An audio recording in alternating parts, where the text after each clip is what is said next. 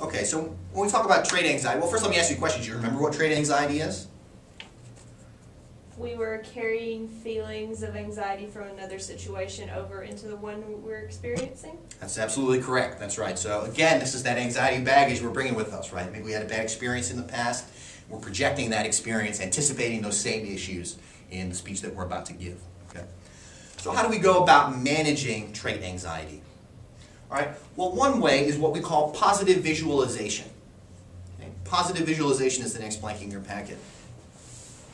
Now, what do you think positive visualization means? Imagine yourself successful delivering a speech. Absolutely true. So it's imagining yourself succeeding in a situation, visualizing what that success will look like in your mind. All right. Now, we talked about comparing speakers to athletes earlier when we were talking about warming up, stretching, practicing with your voice ahead of time. This is another strategy that many athletes use. Something that Tiger Woods uses is something that swimmers like Mark Phelps, basketball players like Kobe Bryant have all talked about doing in the past, right? Using positive visualization. So seeing that golf shot and where that golf shot is going to go before they actually swing the club. Visualizing the basketball going into the net in terms of Kobe Bryant, right? So again, visualizing success. And this can create what we call a self-fulfilling prophecy, right? If we believe we're going to succeed, if we can create detailed images of ourselves succeeding in our minds, right, then oftentimes we can actually succeed in real life, right? So positive visualization, I think, is definitely something that is very beneficial in terms of reducing that kind of anxiety that we're bringing from the past. Okay. Now we also have what we call systematic desensitization. Okay? Systematic desensitization is the next blank in your packet. And again, it's a way to manage trait anxiety. So systematic desensitization involves either thinking about mentally or putting ourselves in situations where we are gradually getting more difficult. Maybe so we start speaking, we imagine ourselves speaking in front of one person, right? Then we imagine speaking in front of a group of people, right? Then we think about what it would be like to speak in front of an audience, right? And then connecting that back to positive visualization, thinking about ourselves succeeding in each one of those situations, right? So we're gradually becoming desensitized to the anxiety of an increasingly anxiety-causing situation, right? So we can also do this perhaps when we practice, okay? So when you're practicing your speech, first practice just on your own in your room, right? Then maybe practice in front of a mirror, okay? And maybe practice in front of a friend after that, and then come into the Speaking Center and practice in front of a communication consultant, right? And then you can go in and give your presentation in whatever audience, whatever situation you're going to be presenting in, and you kind of ramp yourself up to that more anxiety-causing situation, that more anxiety-causing speaking engagement that you may have. Right? So this is what we mean by systematic desensitization.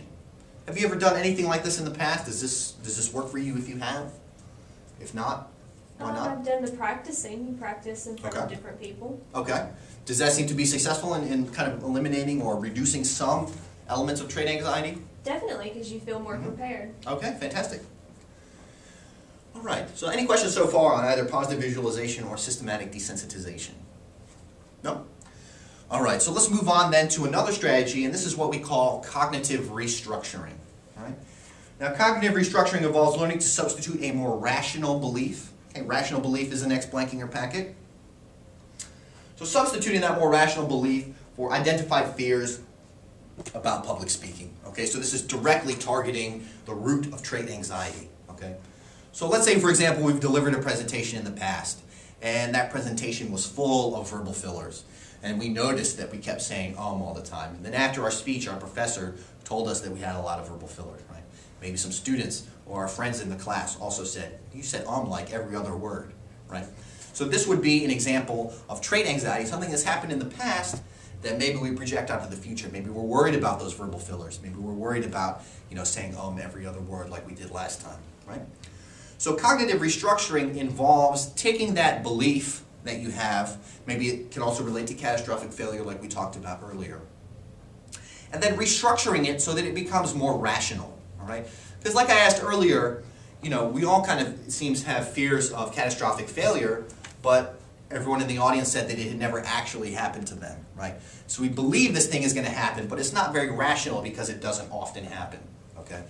So even though maybe you had a lot of verbal fillers in one speech, or even if maybe you dropped your note cards at the beginning of a speech in the past, it's not necessarily the case that it's going to happen again. In fact, it probably won't. Right? And this is also due to preparation as an individual, as you're preparing for your speech, but it's also to take those irrational beliefs and turn them around and make them more realistic, to restructure them cognitively. Okay? Does that make sense? Are we on the same page? Okay.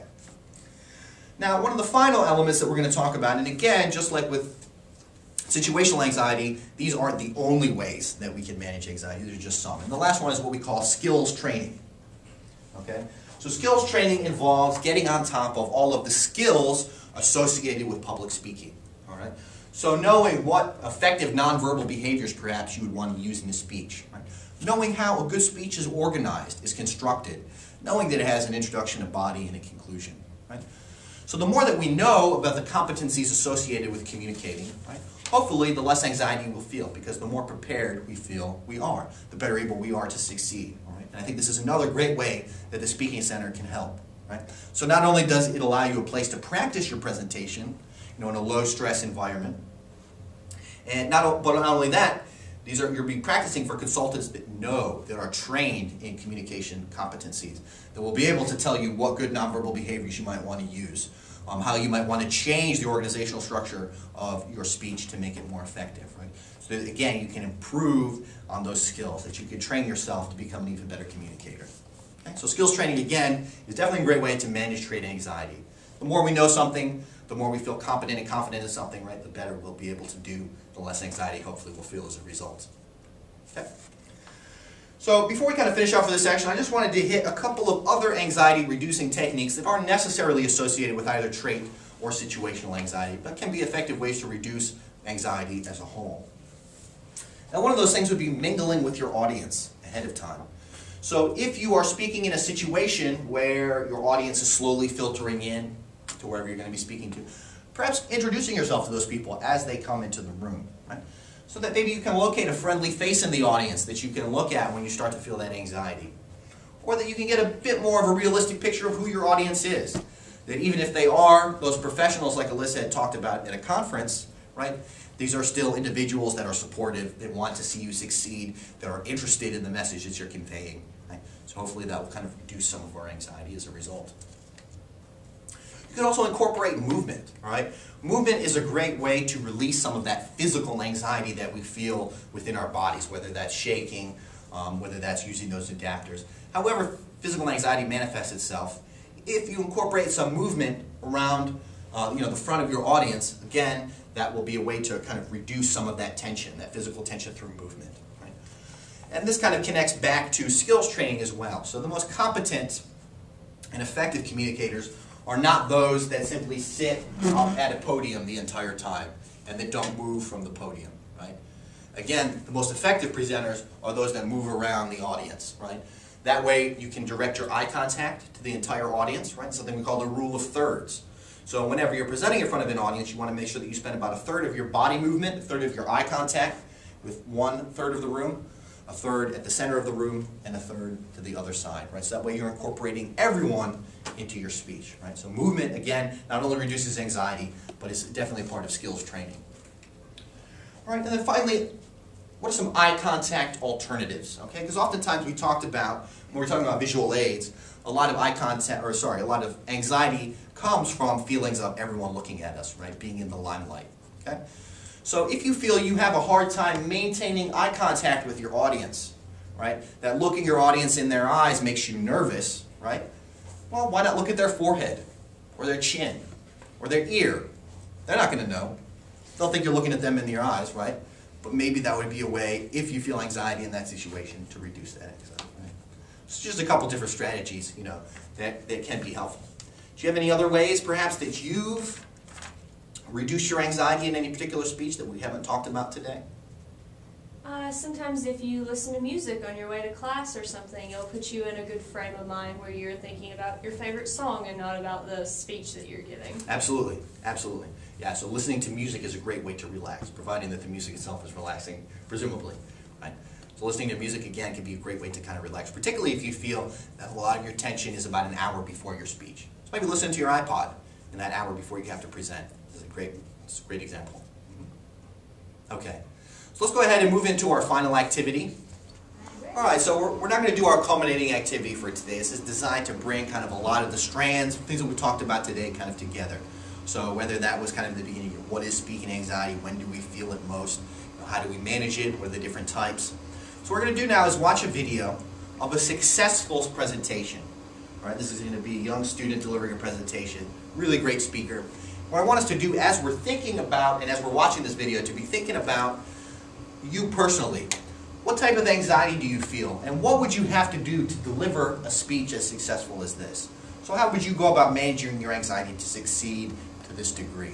All right, so when do you think you would experience the most anxiety? What strategies would you use? Does he use any strategies that you can identify as he's delivering his speech that may be reducing his anxiety? Okay. So kind of think about all the things that we've talked about, keep them in mind, then we'll discuss after we've watched a few minutes of this video, what you would do in this situation and if you notice him doing anything specifically.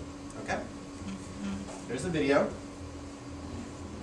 Here and what really makes a difference. So at this time, without further ado, I would like to introduce our keynote speaker for this back-to-school convocation, Dalton Sherman from Charles Rice Learning Center.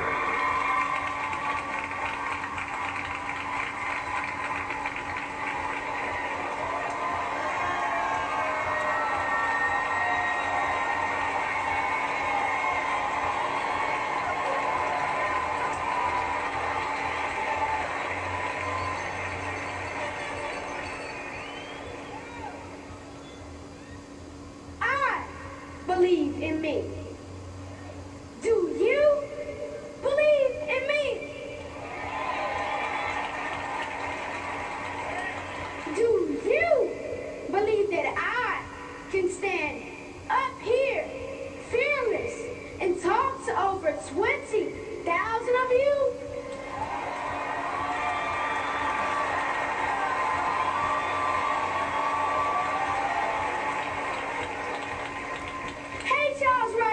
Center. Do you believe in me?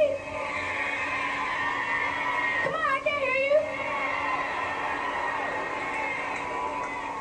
That's right, they do. Because here's the deal. I can do anything, be anything, create anything, dream anything, become anything.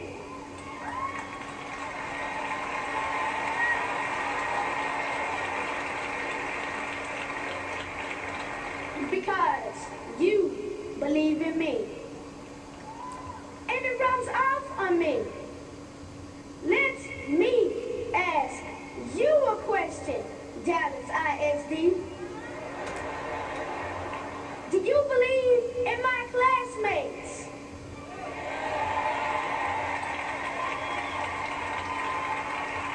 Do you believe that every single one of us can graduate ready for college or the workplace?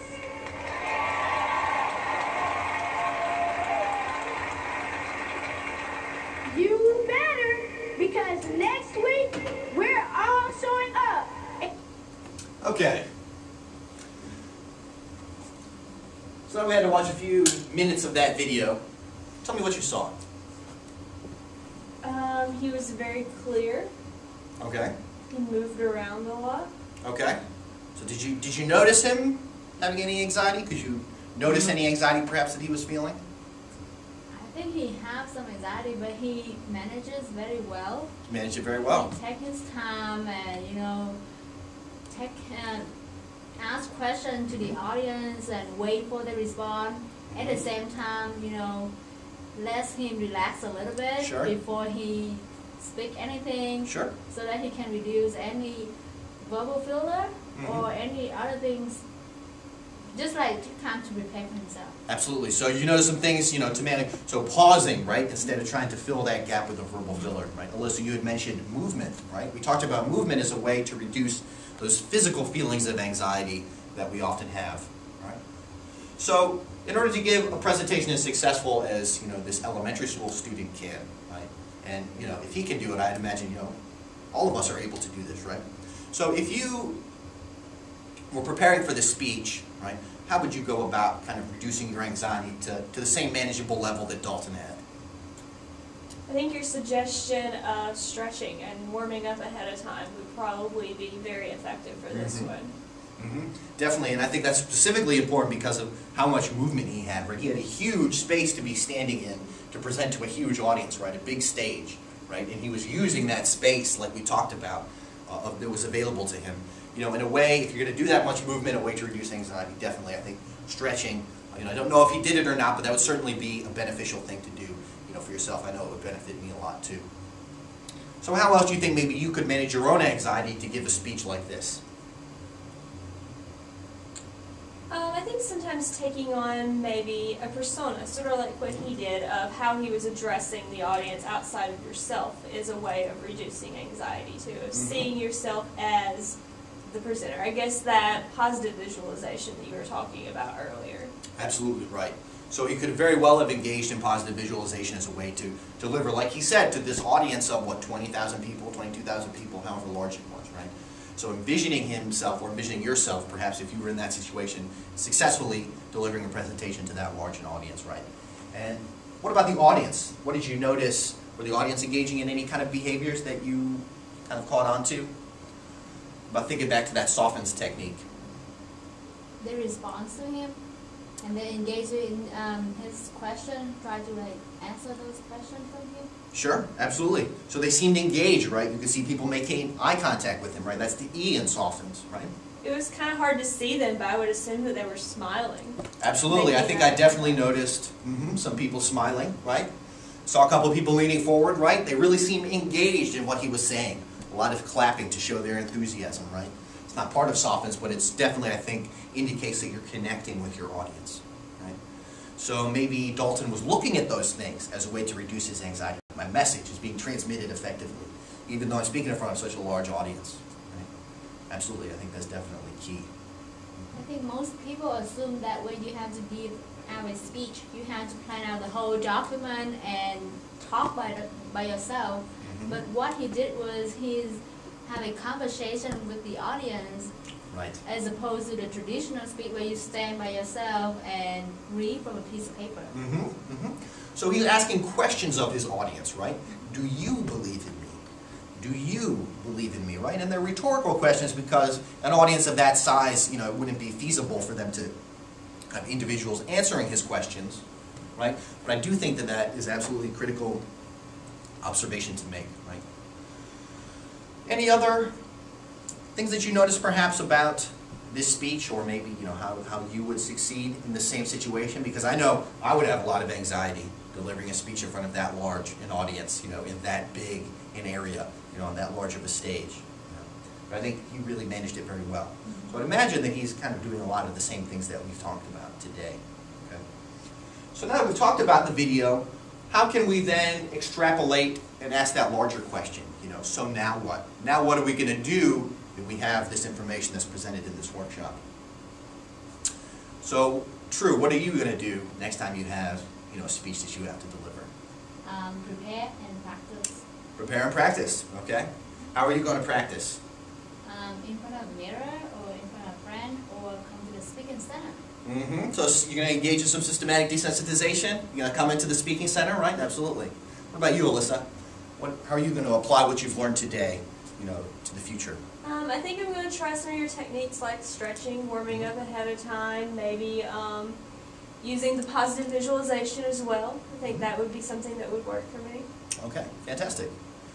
So does anyone have any questions? We're kind of, you know, wrapping up this workshop. This is the final activity. Anyone have any questions about anything that we've talked about today, whether it's kind of defining speaking anxiety, whether it is talking about the different types, you know, trait, whether it is how to manage anxiety? Kind of all clear? Workshop? Okay, fantastic. Now, typically what we do at the end of every workshop is I'm going to ask you to fill out some feedback, which is on your table in front of you, right? So these are just some questions that are designed to help us improve our workshop so that we know what was really effective in this workshop, so that we know where we can improve in the future, what we can do to make this workshop more impactful, more applicable to the audience. So if you just take a moment and fill that out, be as honest as possible. It is anonymous, so please don't put your name on it. When you're finished, you just come up here and bring it up to the front, put it face down on the table. And really enjoyed speaking to y'all today. Thanks so much for being here.